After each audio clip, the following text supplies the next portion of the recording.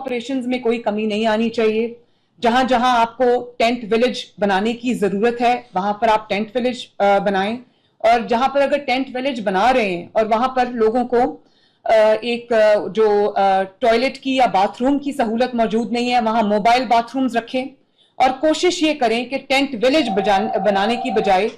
अभी हमारे स्कूल्स जो हैं वो, क्योंकि स्कूल अभी ऑन नहीं हुए गर्मियों की छुट्टियों के बाद, तो जहां जहां पर स्कूल्स इनअनडेटेड नहीं है, सेफ एरियाज में स्कूल्स हैं, स्कूल की इमारतों को यूज करें क्योंकि वहां पर टॉयलेट की फैसिलिटी मौजूद है। और अगर सेग्रीगेशन लोग चाहते हैं, जाहिर है विलेज के लोग हैं,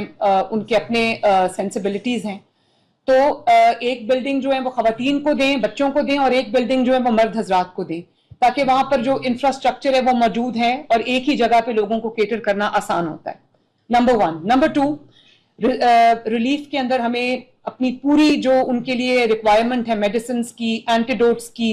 वैक्सीन की, उसकी मिकदार चाहे वो इंसानों के लिए हो या लाइफ स्टॉक के लिए हो,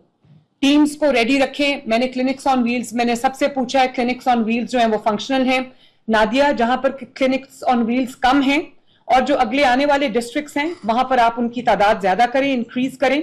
और वो लोग फोन कर करके ना बुला रहे हों, हमें खुद लोगों तक पहुंचना चाहिए।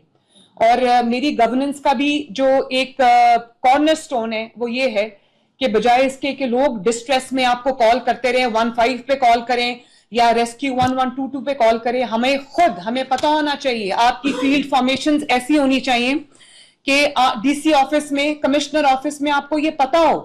कि मेरे गांव की गली में क्या हो रहा है, बजाय इसके कि लोग इंतजार में बैठे कि मदद हम तक नहीं पहुंची, खाना हम तक नहीं पहुंचा, पानी हम तक नहीं पहुंचा, अभी इस चीज की कमी है, उस चीज की कमी है। आप लोगों को लोगों की पल्स पता होनी चाहिए और अपनी फील्ड फॉर्मेशन को ऐसे रखें। आपके पास बहुत बड़ी बड़ी फील्ड फॉर्मेशंस हैं